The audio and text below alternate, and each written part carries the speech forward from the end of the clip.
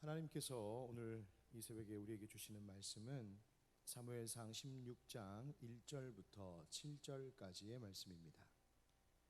사무엘상 16장 1절부터 7절까지의 말씀. 하나님의 말씀을 함께 교독하도록 하겠습니다. 여호와께서 사무엘에게 이르시되 내가 이미 사울을 버려 이스라엘 왕이 되지 못하게 하였거늘 네가 그를 위하여 언제까지 슬퍼하겠느냐. 너는 뿔에 기름을 채워 가지고 가라. 내가 너를 베들레헴 사람 이새에게로 보내리니 이는 내가 그의 아들 중에서 한 왕을 보았느니라 하시는지라.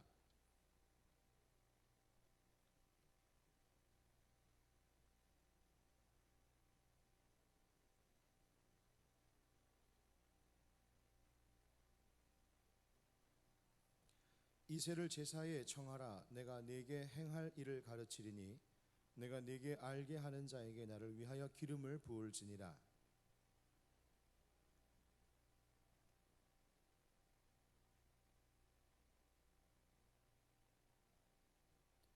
이르되 평강을 위함이니라. 내가 여호와께 제사하러 왔으니 스스로 성결하게 하고 와서 나와 함께 제사하자 하고 이새와 그의 아들들을 성결하게 하고 제사에 청하니라.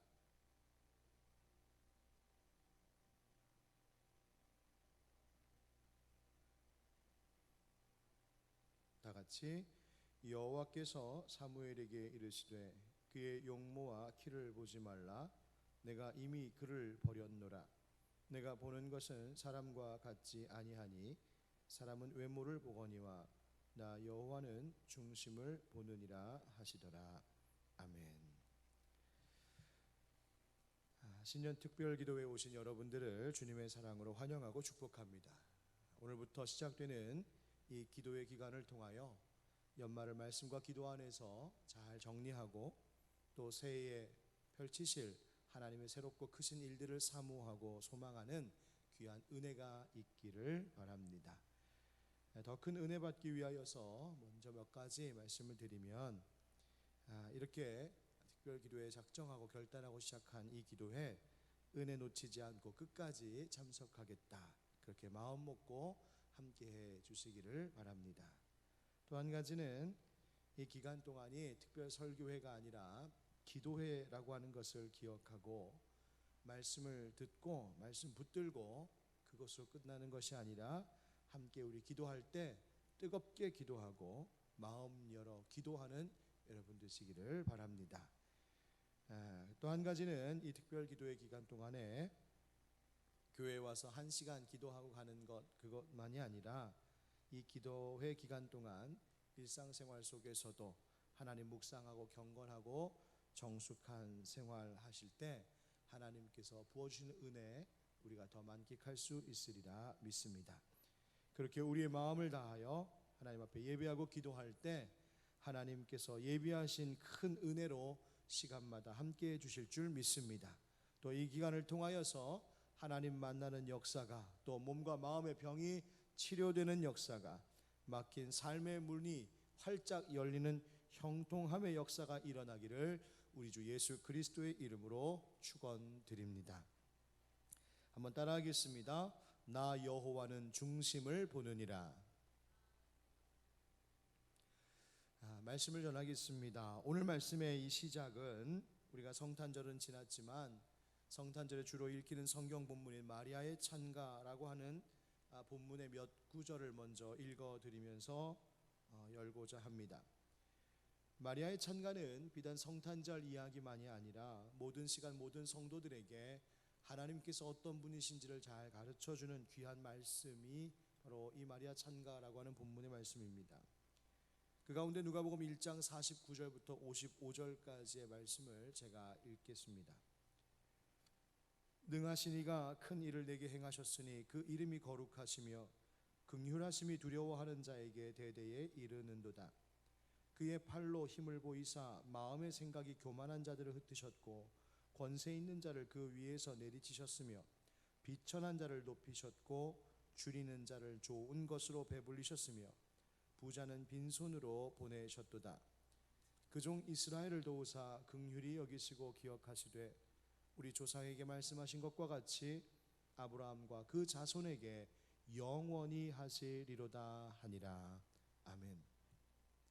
천사 가브리엘로부터 갑작스럽고 충격적인 아기 예수 잉태 소식을 받게 된 마리아는 자신의 몸 안에서 일어나고 있는 그 신비로운 그 성령의 일, 사람의 상상과 자연의 법칙을 초월하는 평범한 인생을 완전히 바꾸어 놓는 이 두렵고 떨리는 사건을 마리아는 겸손히 받아들였습니다. 주님 말씀대로 이루어질 것입니다. 그러면서 하나님 앞에 드린 고백이 무엇이었냐면 오늘 방금 읽어드렸던 말씀의 그 첫머리처럼 능하신 이가 큰 일을 내게 행하셨으니 라고 하는 고백이었습니다. 능하신 이가 큰 일을 내게 행하셨다. 거룩하신 하나님이 능하신 분, 다시 말하면 전능하신 하나님이라는 뜻입니다. 여러분, 사람이 참 똑똑하고 세상 이치 다 꿰고 살고 있는 것 같이 보일지 모르지만 그러나 전능하신 하나님께서 행하신 일들을 우리가 보고 듣고 겪을 때면 인간에게서 나타나는 반응이란 단 한 가지, 그저 그 앞에 깜짝 놀라는 것입니다. 그것을 우리는 경이로움이라고 말합니다. 내일 12월 31일이 되면 수많은 사람들이 동해로 달려가고 높은 산 꼭대기로 올라가고 그렇게 신년 일출을 이제 보러 갈 텐데, 그렇게 붉게 떠오르는 태양을 보면서 사람들은 경이로움을 느낍니다. 우리 교회가 시작될 때만 해도 이 세상에 존재하지 않았던 생명들이 언젠가 그들의 엄마의 뱃속에 잉태되고 태어나고 이제 자라서 그 아이들이 이 교회를 오르락내리락 뛰어다니며 떠들며 뛰어놀고 있는 것을 보노라면 참 경이롭다 생각될 때가 많습니다. 어떻게 이런 일이 있을 수 있을까? 여러분, 사람들이 왜 경이로움을 느끼는 것일까요? 그것은 사람으로는 할 수 없는 일, 전능하신 하나님께서만이 하실 수 있는 일이 내 눈앞에 펼쳐지고 있는 것을 보기 때문입니다.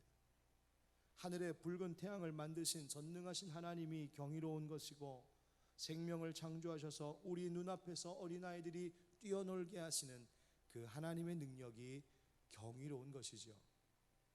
그래서 그런 하나님의 전능하심을 체험하는 인간에게서 나올 수 있는 반응이란 그 경이로움으로 말미암아 와 하고 탄성을 지르는 것입니다. 떠오르는 태양을 보면서 우주 천문학을 논할 것도 아니고, 어린아이들이 뛰어노는 것을 보면서 생물학적으로 그들을 분석할 것도 아니고, 그저 내 눈앞에 펼쳐놓으신 하나님의 그 놀라운 일들을 보면서 와 놀랍다, 하나님 놀랍다. 여러분, 이 말에 더 이상 무슨 말이 필요하겠습니까? 그렇게 와 하나님 놀랍습니다 라고 하는 그 말에 조금 더 설명 붙이고 어울리는 곡조를 붙인 것이 바로 우리의 찬양이 되는 것입니다. 라비 제컬라이어스라고 하는 신학자는 그의 책 경이로움이라고 하는 제목의 책에서 이렇게 말하고 있습니다. 경이로움이란 절대로 이성을 포기하지 않으면서도, 그러니까 삶의 일상의 평범한 가운데서도 우리는 얼마든지 그 경이로움들을 발견해낼 수 있고, 동시에 우리의 감성을 황홀하게 만드는 마음의 그 사로잡힘입니다 라고 설명합니다. 마음의 사로잡힘, 바로 하나님께서 우리의 마음을 사로잡으시는 것, 그것이 경이로움입니다. 하나님께 우리의 마음이 사로잡힐 때 바로 그때 우리는 찬송하게 되고 영원히 기뻐하게 되고 감격하게 되고, 그래서 때로는 눈물도 흘리고 때로는 웃음과 환호성을 지르며 그렇게 때로는 그분에게 열정적으로 헌신하게 되는 것, 바로 하나님께 그 마음의 사로잡힘, 그 경이로움, 더 나아가 경외심을 가지고 드리게 되는 것이 예배입니다. 그리고 이러한 일이 우리의 일상 가운데서 나타날 때 우리는 그것을 일상 속의 예배라고 말할 수 있는 것입니다. 그렇게 하나님에게 경이로움, 그것에 감격하며 마음을 사로잡혀 살아갔던 사람이 있습니다. 바로 다윗입니다. 다윗은 그 경이로움에 빠져 노래하지 않을 수 없었습니다. 우리는 다윗을 시인이라고 말하고 목자였다 말하고 나중에 왕이 된 사람이라고 말하지만 사실 그의 진짜 모습은 매일매일 일상 속에서 하나님 하시는 그 일들에 대하여 깜짝깜짝 놀라면서 경이로움 속에 사는 사람, 바로 그가 다윗이었습니다. 그가 양을 칠 때도, 왕으로 기름 부음 받을 때에도, 광야에서 도망자의 인생을 살아야 했던 그 고달픈 광야의 시간에서도 그는 자기 자신에게 주어진 매일의 일상 속에서 동행하시고 역사하시는 그 하나님을 발견하면서 전능하신 하나님의 신비로운 그 행하시는 일들을 체험하면서 늘 매일 순간마다 깜짝깜짝 놀라면서 그렇게 살았던 것, 그것이 바로 다윗의 삶이었고 그것이 표현된 것이 시가 되고 노래가 되었던 것입니다. 중요한 것은 이 전능하신 하나님에 대하여서 놀라는 그 마음, 그 경이로움을 느끼며 사는 삶, 그것이 바로 하나님께 사로잡힌 삶이요 그것이 우리에게 있는가 하는 점입니다. 오늘 본문은 다윗의 선조들이 누구였는지를 언급하고 있는 룻기 4장의 그 짧은 족보의 말씀을 제외하고는 본격적으로 성경에서 다윗이라고 하는 한 인물의 생애를 처음 조명하고 있는 말씀입니다. 다윗의 등장은 아이러니하게도 한 사람의 퇴장과 맞물려 있습니다. 바로 퇴장하는 이는 이스라엘의 초대왕 사울이지요. 그는 이스라엘의 첫 번째 왕이 되는 영광을 얻었었지만 그의 불순종이 하나님께서 그를 버리시는 이유가 되어버렸습니다. 이 일로 선지자 사무엘은 폐위당하는 사울과 또 왕을 잃게 된 이스라엘을 생각하며 슬퍼했습니다. 그렇게 사무엘이 슬퍼하고 있을 때에 하나님께서 오늘 본문과 같이 말씀하십니다. 네가 그를 위하여 언제까지 슬퍼하겠느냐? 너는 뿔에 기름을 채워가지고 가라 말씀하십니다. 여러분 무슨 뜻일까요? 그것은 이제 다시 기름 부어 왕을 세우는 일을 이제 너 진행해야 된다. 슬픔 멈추고 이 일 해야 된다라고 명령하신 겁니다. 그러면서 하나님께서 사무엘에게 지시하시기를 1절 하반절입니다. 1절 하반절에 내가 너를 베들레헴 사람 이새에게로 보내리니 이는 내가 그의 아들 중에서 한 왕을 보았느니라 하시는지라. 아멘. 하나님은 사무엘을 이 베들레헴에 사는 이새라고 하는 그 사람의 가정으로 보내십니다. 그리고 그 집의 아들 중에 바로 이스라엘의 두 번째 왕으로 하나님이 보아두신 자가 거기 있다라고 가르쳐 주시죠. 옛날 개역 한글 성경에는 이 말을 한자말로 하나님이 한 왕을 예선하였음이니라 라고 말씀하십니다. 그렇게 번역했습니다. 예선했다는 말은 미리 선택했다 하는 뜻입니다. 이 부분에서 우리가 놓치지 말아야 할 중요한 점이 있는데 그것은 사무엘이 자기 손으로 왕을 고르러 베들레헴에 간 것이 아니란 말입니다. 하나님께서 이미 예선해 두신 인물, 이미 보시고 결정하신 그 인물을 사무엘이 찾아가 그에게 기름 부었을 뿐입니다. 왕으로 택하고 결정하신 이가 누구이십니까? 여호와 하나님이십니다. 사울 왕은 패하시는 이도 하나님이셨고 다윗을 왕으로 세우시기로 결정하신 이도 하나님이셨습니다. 이와 같은 하나님은 앞서 읽어드렸던 마리아의 찬가에서도 소개되었었습니다. 그의 팔로 힘을 보이사 마음의 생각이 교만한 자들을 흩으셨고 권세 있는 자를 그 위에서 내리치셨으며 비천한 자를 높이셨고. 교만한 자들을 흩으시고 왕과 같이 권세 있는 자들을 그 자리에서 내리치시고 때로는 낮고 천한 자를 높이실 수도 있는 분이 바로 전능하신 하나님이시라는 고백입니다. 바로 그 전능하신 하나님의 능력 앞에 깜짝 놀라며 그 경이로운 마음에 사로잡혀 하나님 위대하십니다 외치고 찬양하는 것, 그것이 우리 인간이 할 수 있는 전부이죠.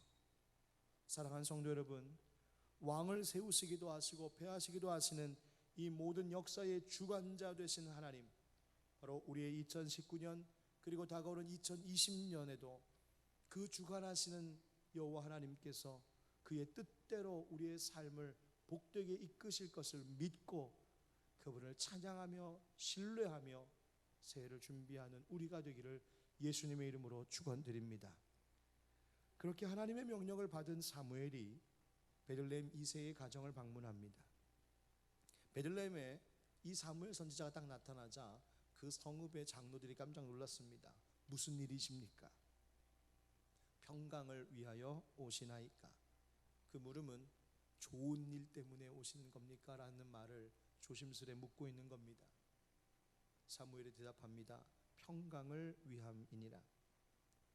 그리고는 장로들에게 스스로를 성결하게 하고 와서 함께 제사드리자, 즉 함께 예배드리자 합니다.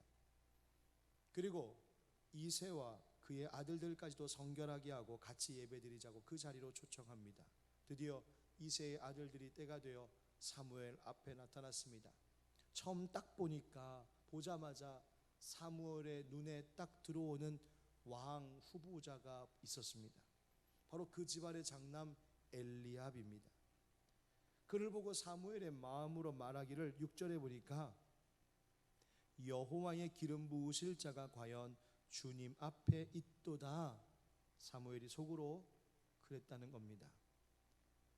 예전에 관상이라고 하는 영화에서 수양대군이 관상 보는 사람을 향하여서 관상가 양반, 내가 왕이 될 상인가? 라고 묻는 대사가 있었는데, 지금 아마 엘리압이 이 사무엘이 이 엘리압을 보고 그래 왕이 될 상이군, 그 마음으로 그렇게 말했다는 겁니다.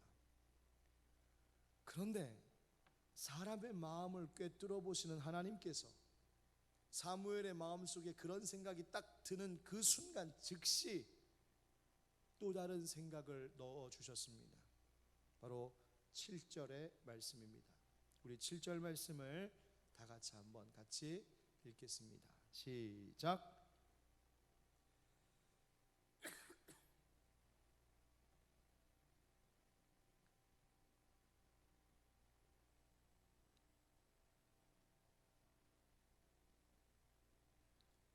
아멘. 나 여호와는 무엇을 보신다고 하십니까? 중심을 보느니라. 엘리압을 보고 한눈에 왕이 될 관상이다 마음에 생각했던 사무엘에게 하나님은 아니, 용모와 키를 보지 말라, 외모에 끌리지 말라고 경고하셨습니다. 앞서 사울이 왕이 될 때에 사람들은 그가 다른 사람보다 어깨 위만큼 컸다, 즉 그의 신체가, 그의 키가 크고 보기에 좋았다라고 하는 것에 주목했습니다. 사무엘상 10장 23절 이야기입니다. 즉 겉으로 보기에 왕이 될 만하게 보였던 이가 바로 사울이었다는 겁니다. 하지만 하나님께서 지금 사무엘에게 다시 가르쳐주고 계십니다. 뭐라고요? 내가 보는 것은 사람과 같지 않다는 점을 가르쳐주고 계십니다. 하나님의 생각과 사람의 생각이 다르다는 것이죠. 누구의 생각이 더 지혜롭겠습니까? 또 말하면 잔소리, 하나님이 우리보다 훨씬 지혜로우십니다. 따라서 우리의 생각을 하나님의 생각에 맞추어가는 것이 복받는 길입니다. 그렇게 변해가는 것이 기도요, 그것이 진짜 나의 변화요, 그것이 성숙, 성장해 간다는 것의 의미입니다. 내 생각이 아니라 하나님의 생각에 나를 맞추어가는 길. 여러분, 2020년에는 하나님 생각 더 잘 알고 그 생각 더 잘 따르는 우리 모두가 되기를 주님의 이름으로 축복합니다. 하나님의 생각, 그렇다면 그것이 무엇이었을까? 오늘 사무엘에게 가르쳐 주신 것은 사람은 외모를 보거니와 나 여호와는 중심을 보느니라 하시는 것입니다. 이 중심이라고 번역된 히브리어 레바브라고 하는 말은 본래 심장을 뜻합니다. 그런데 여기서 이 심장이란 말이 쓰인 것은 비유적으로 쓰인 것이죠. 이 육신의 신체의 기관, 지금 심장 보겠다 그것이 아니라 우리가 보통 심장을 heart라고 말하면 바로 마음, 그것을 이야기하지 않습니까? 우리가 하트에 이렇게 손짓할 때도 마음을 이야기하지 않습니까? 성경은 우리의 감정, 지식, 지혜, 양심, 도덕성 이와 같은 것들이 자리하고 있는 그 자리를 레바브, 중심, 마음이라고 했습니다. 그래서 신명기 6장 5절에 보면 너는 마음을 다하여 네 하나님 여호와를 사랑하라 쉐마의 말씀으로 명령하실 때에도 바로 그 마음이 레바브, 마음, 중심다라는 뜻이었습니다. 6장 6절에도 말씀을 너는 마음에 새겨라 하셨는데 그 마음에 새기할 때 그 마음도 역시 레바브, 중심, 너의 중심에 하나님 말씀 새기라는 것입니다. 왜요? 바로 그 마음의 중심이 결국 나의 삶으로 나타나는 것이기 때문입니다. 내 마음속에 무엇이 있느냐가 결국 내 손과 발로 나타나는 것이기 때문에 그렇습니다. 그래서 하나님은 외모가 아니라 마음의 중심, 그 속을 보시는 하나님이라고 말씀하시는 것입니다.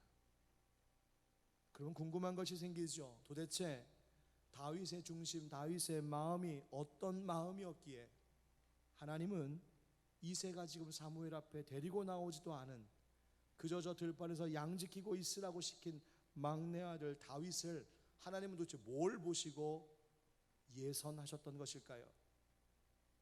이것을 알려면 앞서 사울 왕을 세울 때에 주셨던 말씀을 비교해 보는 것이 좋겠습니다. 이스라엘 백성들이 우리도 왕이 있어야겠다고 하나님 앞에 떼썼습니다. 하나님, 우리도 왕이 있어야 다른 나라에게 당하지 않겠습니다. 사무엘 앞에서 떼썼습니다. 사무엘이 이 백성들의 요구를 하나님 앞에 보고하자 하나님의 지시가 이러했습니다. 사무엘상 8장 22절 말씀입니다. 여호와께서 사무엘에게 이르시되 그들의 말을 들어 왕을 세우라 하시니 사무엘이 이스라엘 사람에게 이르되 너희는 각기 성읍으로 돌아가라 하니라. 여기서 왕, 성경은 왕은 누구를 위해 세워지는 것이라고 말해주고 있을까요? 바로 이스라엘 백성들, 사람들을 위해 세워지는 것이었습니다. 그들이 원했기 때문이죠. 실제로 우리말 성경에는 잘 표현되지 않은 말이 있는데 그것은 바로 그들을 위해서라고 하는 뜻의 라햄이라고 하는 말입니다. 즉 하나님께서 이렇게 말씀하신 것입니다. 사무엘아, 그 백성들의 말을 들어 그들을 위해 왕을 세워주라. 그들을 위해 왕 세워주어라. 이스라엘 백성들, 그 사람들이 원하니 그 사람들 때문에 하나님이 왕 세우시겠다는 것입니다. 반면 다윗은 오늘 본문 16장 1절 그 구절에 이렇게 되어 있습니다. 내가 너를 베들레헴 사람 이새에게로 보내리니 이는 내가 그의 아들 중에서 한 왕을 보았느니라 하시는지라. 하나님께서 말씀하시기를 내가 이새의 집에서 한 왕을 보았다라고 하셨는데 이 말에도 사실 잘 표현되지 않고 있는 히브리어가 있습니다. 그것은 바로 나를 위하여라고 하는 뜻의 리라고 하는 말입니다. 그래서 영어 성경을 보면 for me 혹은 for myself, 즉 나 자신을 위하여라고 하나님이 말씀하고 계십니다. 그러니까 하나님께서 나 자신, 나를 위하여 이제 다윗이라고 하는 이를 왕으로 세우시겠다는 겁니다. 하나님께서 다윗을 예선하시면서 드신 생각이 무엇입니까? 그것은 사울을 왕으로 세울 때에 사울은 이스라엘 백성들이 원해서 사람들을 위하여 내가 왕으로 허락했지만 그 결과는 불순종으로 인한 범죄였고 결국 그 범죄로, 그 교만함으로 그를 버리게 되었는데 이제는 내가 사람들이 원해서 사람들을 위해서 세우는 왕이 아니라 for me, for myself, 바로 나 여호와 하나님을 위하여 왕을 세워야겠다고 하나님 마음 먹으셨다는 겁니다. 그 말은 하나님께서 다윗 안에 중심, 바로 그가 for God, 하나님을 위한 중심으로 가득 차 있었음을 보셨다는 이야기입니다. 하나님 보시기에 다윗은 지금 비록 양치는 목동에 불과할지 몰라도 나를 위하는 자, 하나님을 위하는 자로의 중심 가진 자였다는 말입니다. 12절 13절에 그의 빛이 붉고 눈이 빼어나고 얼굴이 아름답더라 한 이 역시도 그의 외모를 두고 하는 말이 아니라 그의 내면에 하나님을 위한 마음이 있었고 그것이 얼굴로 투영되었다는 뜻입니다. 여러분, 그렇습니다. 하나님께서 다윗을 택하신 이유는 외모가 아닌 중심을 보시는 하나님께서 다윗이 하나님을 위한 중심 가진 자임을 보셨기 때문이었습니다. 말씀을 묵상하며 상상해 보았습니다. 사무엘 선지자가 이 하나님의 말씀을 어떻게 들었을까? 성경에는 사무엘이 하나님의 이 말씀을 어떻게 들었다라고 하는 식의 내용은 없지만 아마도 사람들이 많이 함께 그 자리에 모여 있는 자리에서 하나님은 그 사무엘의 마음과 생각 속에 그의 음성을 들려주셨을 것입니다. 처음 장남 엘리압을 보고 그 외모를 보고 왕이 될 만하군 했었던 바로 그 사무엘의 마음속에 동시에 하나님은 아니, 그게 아니야 라고 가르쳐 주시면서 사무엘의 마음과 생각 속에 이런 생각이 떠올랐겠지요. 아, 그렇지, 하나님은 외모 보시는 분이 아니시지, 하나님은 중심 보시는 분이시지. 사무엘의 마음과 생각 속에 다른 사람들처럼 외모를 보고 판단하는 태도와 반대로 하나님을 위한 마음, 하나님께 중심을 두려고 하는 그 마음이 동시에 일어나고 있었고, 그때 사무엘은 외모 보는 사람들을 위한 것이 아니라 중심 보시는 하나님을 위하여서 자신의 마음도 하나님 앞에 드렸던 것입니다. 그래서 다윗을 찾은 것이지요. 우리에게도 이 두 마음은 언제나 함께 일어나고 있습니다. 사람을 위한 마음, 하나님 위한 마음. 사람을 만족하게 하는 마음, 하나님을 만족시켜드리는 마음. 사랑하는 성도 여러분, 다윗의 영성이라고 하는 주제로 우리가 기도회를 시작했는데 어쩌면 이 기간 동안 함께 나눌 말씀의 절반 이상, 아니 전부의 메시지가 이 한마디에 담겨 있을지 모르겠습니다. 하나님을 위하는 마음, 하나님을 위하는 중심, 바로 이것이 다윗의 영성이었고 하나님은 그것을 보셨기에 그를 예선하셨던 것입니다. 이번 기도회 기간 동안 여러분 함께 이것을 위해 기도하시면 좋겠습니다. 하나님, 내가 사람을 위한 기도 아니라 하나님 위한 기도 되게 하시고, 하나님, 내 인생에 사람 위한 인생 아니라 하나님 먼저 위하는 인생 되게 하시고, 하나님, 내년 2020년이 하나님 위한 중심으로 살아가는 그런 복된 삶이 되게 하여 주옵소서. 함께 기도할 때 하나님께서 크신 은혜로 시간마다 우리를 새롭게 해 주실 줄 믿습니다. 기도하겠습니다.